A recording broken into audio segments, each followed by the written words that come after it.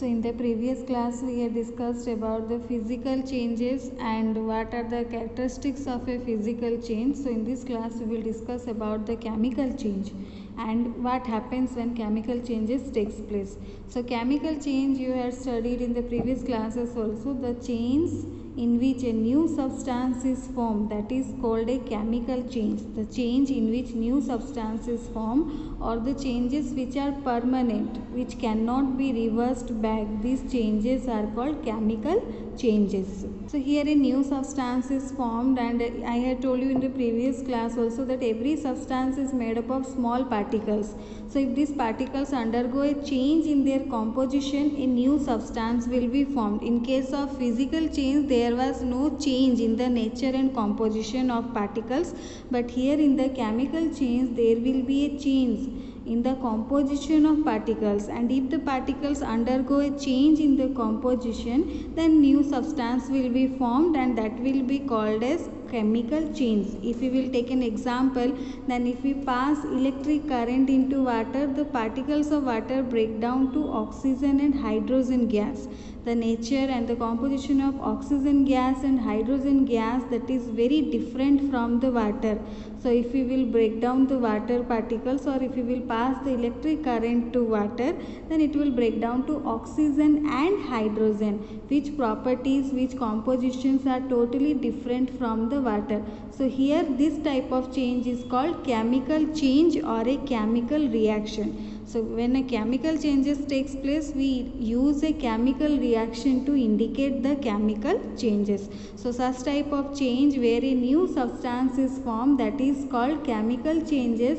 And how we will know that chemical changes takes place, or what are the characteristics of the chemical change? If we will consider, then there will be a change in the color, there may be a change in smell, there will be evolution of gas or formation of a solid, or there may be release of heat or light. So these characteristics are shown while a chemical changes takes place, and sometimes there is no visible change in a chemical process, but there may be a change which can be detected by complex methods. So during a chemical change, there may be a change in color or smell, there may be evolution of gases or formation of solid takes place, or there may be release of heat or light. If we will take few examples, then we can take few examples, like we can take a candle, we can lit up a candle, and you might have seen that when a candle is lit up, the wax melts, the wick melts, then vaporizes, and then it burns. So when the wax melts or vaporizes, these are physical changes, but when the wax is burnt or burning of wax, that is a chemical change. So when we are lighting a candle or when we are lit up candle, then that time both physical and chemical changes we can observe, like when wax is melted or vaporizes, that is a physical change, but when wax is burnt or burning of wax, that is a chemical change. The wax particles are mainly made up of carbon and hydrogen. So these particles combine with oxygen in the air. When they burn, they produce carbon dioxide and water vapor.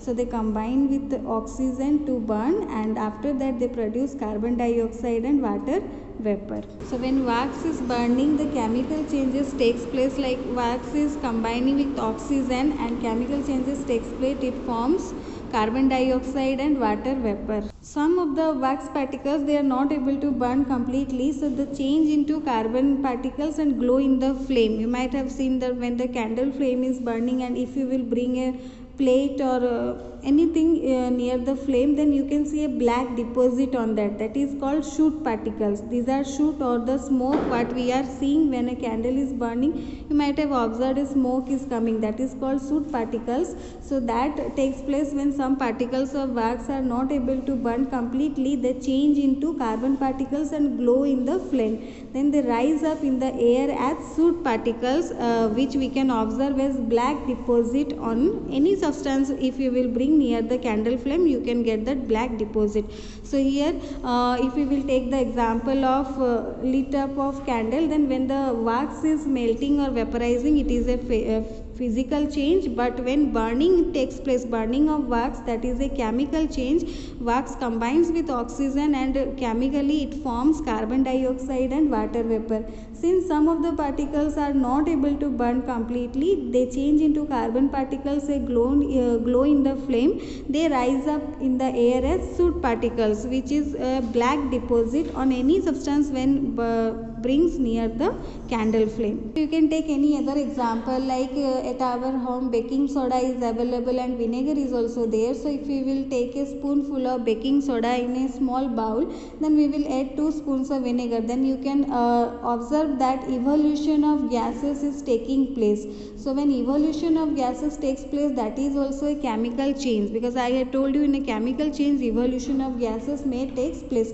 So baking soda reacts with water to produce carbon dioxide gas and another substance, and the evolution of gases takes place. So when baking soda and vinegar combines, that is also a chemical change. So when a chemical changes takes place, I had told you we can indicate them like a reaction, chemical reaction. So here baking soda reacts with vinegar or combines with vinegar, and evolution of gases takes place with the formation of its solution. So similarly, sodium bicarbonate reacts with acetic acid to give carbon dioxide, water and sodium acetate. So chemically we can write as chemical reaction sodium bicarbonate NaHCO3 and acetic acid is CH3COOH. When they react, here also chemical changes takes place and we get the carbon dioxide, water along with sodium acetate. This is our sodium bicarbonate, acetic acid, and it gives carbon dioxide, water and sodium acetate. So similarly, another example we can do this when school reopens, like we will take copper sulfate solution which is blue in color. You might have seen in the lab that copper sulfate solution is blue in color, and we will keep some iron nails in that solution, and we will keep that solution along with the iron nail undisturbed for some time. Then you can see that the blue color solution that will be turning to green color, and the copper formation, reddish brown color copper you can see on the iron nail. So this is also a chemical reaction, chemical changes takes place here. So CuSO4, this is our copper sulfate solution we can take, which is blue in color, and when we will dip the iron nail in the copper sulfate solution, it will form the iron sulfate, FeSO4 iron sulfate, which is green in color, and copper reddish brown color copper will be deposited on the nail. So here carbon and iron, these are getting displaced. Copper and iron, these are getting displaced, like from copper sulfate copper is getting displaced and iron is coming. So here this is a kind of chemical reaction, this is also a kind of chemical reaction. Here also chemical changes takes place, copper sulfate that is turning to iron sulfate. So this is also a chemical reaction. So we can say that during a chemical reaction, maybe the color changes, like blue color is changes to green color, maybe the smell changes, or there will be evolution of gases, or when we will do a chemical reaction there will be the release of heat or light. So these are the characteristics of the chemical changes, and most of the changes that takes place around us, these are chemical changes. So out of these chemical changes, some of these changes are useful to us while others are harmful. So we have considered them as some are desirable chemical change and some are undesirable chemical change. That means some are beneficial for us and some are harmful for us. So in the next class we will discuss about the desirable and undesirable chemical changes. Till then you read this one from your book and practice the chemical reactions.